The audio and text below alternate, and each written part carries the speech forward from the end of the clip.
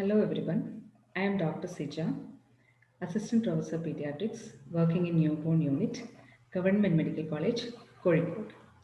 So the next topic, that is the last topic of this module, is commonly used anti-epileptic drugs in newborns.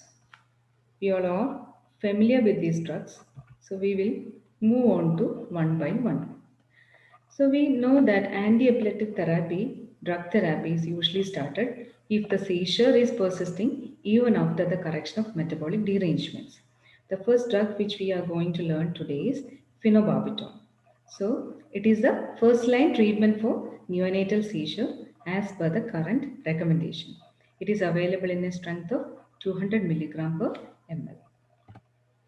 Initial loading dose is 20 milligram per kilogram intravenously slowly over 20 minutes using a syringe pump or infusion pump. It should not be given faster than 1 milligram per kilogram per minute. If seizure is persisting, we can give an incremental dose of 10 milligram per kilogram intravenously to a maximum of 40 milligram per kilogram. Maintenance dose is 3 to 5 milligram per kilogram per day intravenously or perorally, which can be started 12 hours after the loading dose. The usual route is intravenous. It can be given intramuscularly also, but because of the erratic absorption, it is less preferred. Perorally is given usually for the maintenance dose. It is compatible with 5% and 10% dextrose and normal saline. Dilution is 10 milligram per ml concentration has to be made prior to administration.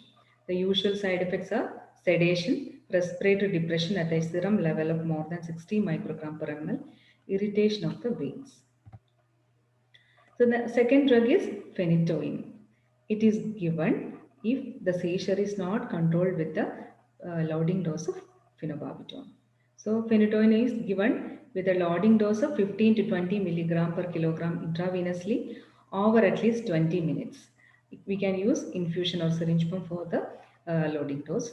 It should not be more than 1 milligram per kilogram per minute. Maintenance dose is 4 to 8 milligram per kilogram per day intravenously or perorally.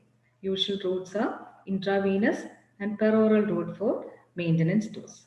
It should not be given intramuscularly because it can cause precipitation.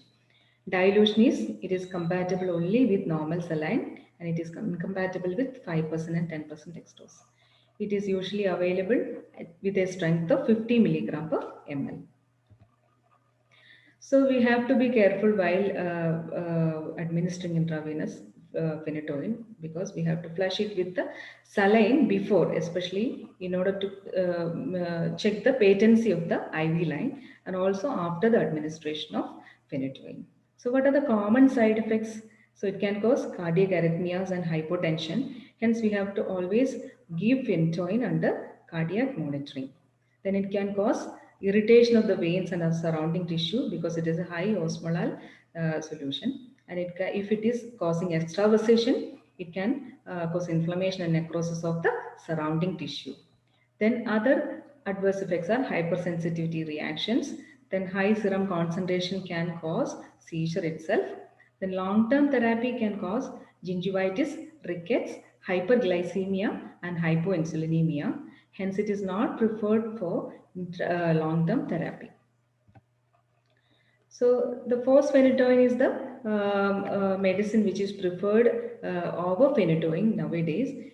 It is actually the phosphate ester prodrug of phenytoin. That means inside the body, it is converted into phenytoin.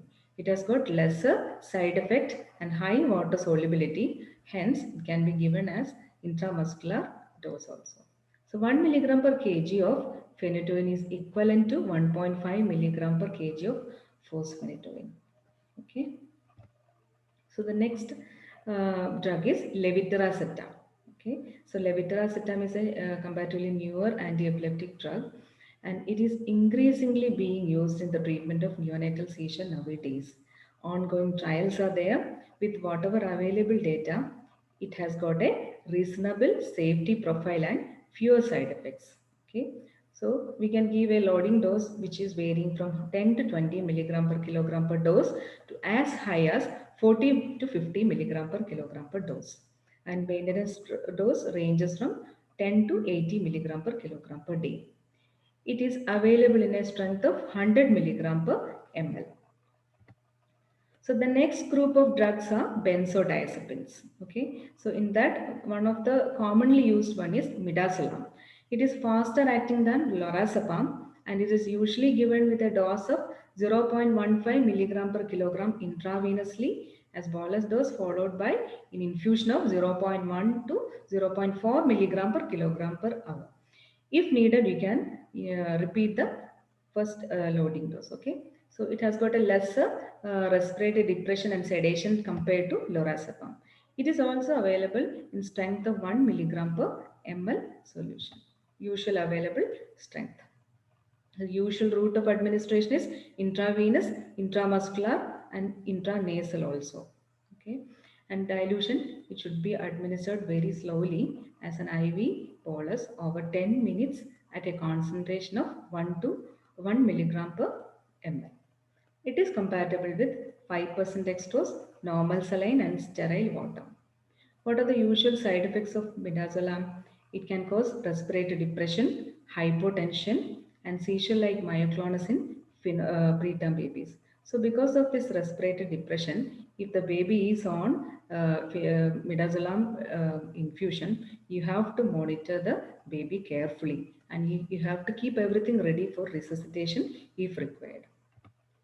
So the next drug is lorazepam. It has got a longer duration of action and lesser side effect compared to diazepam. And the usual dose is 0.05 milligram per kilogram to 0.1 milligram per kilogram IV bolus over 2 to 5 minutes. Dose can be repeated if needed. And concentration of 1 to 2 milligram per ml should be infused at a rate not to exceed 2 milligram per minute.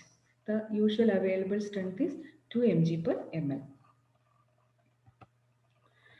So, if the seizure is not controlled by any of the above medications, that is refractory seizures, we have tried certain medicines like lignocaine, sodium valproate, carbamazepine, and topiramate. Pyridoxine is another important medicine which can be given in ongoing refractory seizures with the abnormal EEG background, and it can be given with a dose of 100 milligram intravenously or intramuscularly and can be repeated to a maximum of 500 milligram.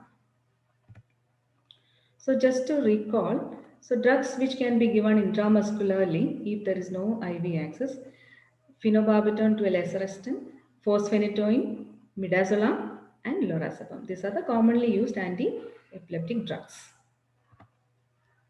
So a word about how to manage extravasation. We know that phenobarbital and phenytoin, they are high osmolar solution and has got a high pH.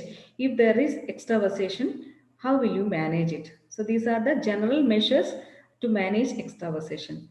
You have to stop the IV cannula or IV solution once you suspect extravasation and disconnect the infusion and should not remove the cannula in the first place. So attempt gently to aspirate as much as extravasated agent as possible. And you have to avoid manual pressure if you aspirate. Okay, then you can remove the cannula. Then elevate the affected part of the limb where you suspect extravasation and closely monitor for signs of coagulation and ischemia.